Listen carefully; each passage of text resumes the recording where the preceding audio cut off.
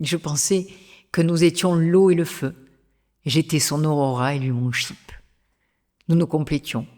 Je lui insufflais mon trop-plein d'énergie et lui m'apaisait. Que l'amour peut rendre aveugle et parfois sot.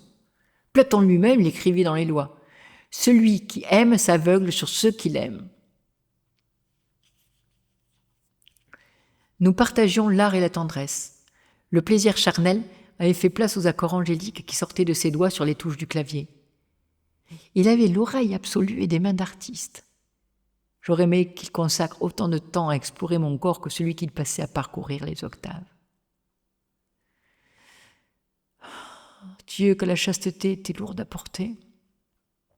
Je me jetais sur le papier avec frénésie, noircissant des pages entières pour purger toute cette douloureuse frustration. Le couple que nous formions désormais était l'image même de la sublimation d'une sexualité insatisfaite en œuvre artistique. Comme tout bon malade de la jante masculine, son humeur fluctuait sans demi-mesure et de manière cyclotimique selon ses douleurs. Tantôt il se montrait tendre et passionné, tantôt, sans en comprendre ou en savoir la raison apparente, il perdait le contrôle s'emportant dans de terribles courroux.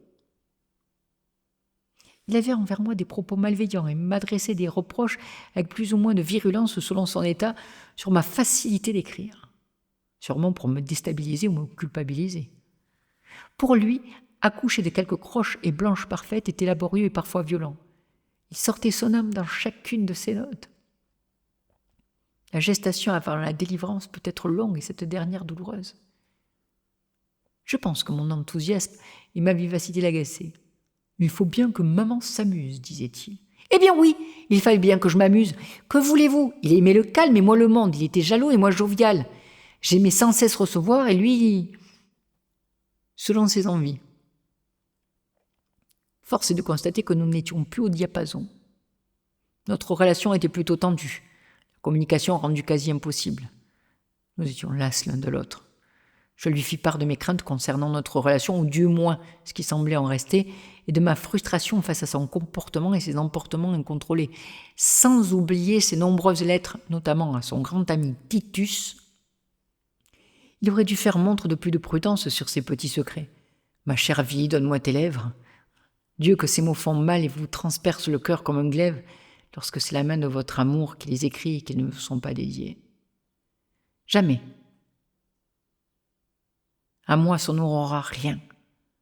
Pas un mot, plus un geste.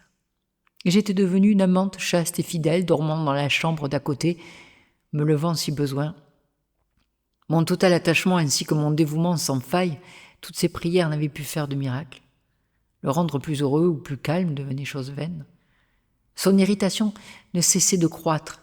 J'essayais de me convaincre qu'elles étaient dues à ses nerfs fatigués ou à sa toute seule permanence chez lui.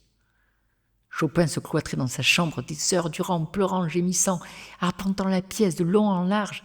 J'entendais sa douleur qui me transperçait.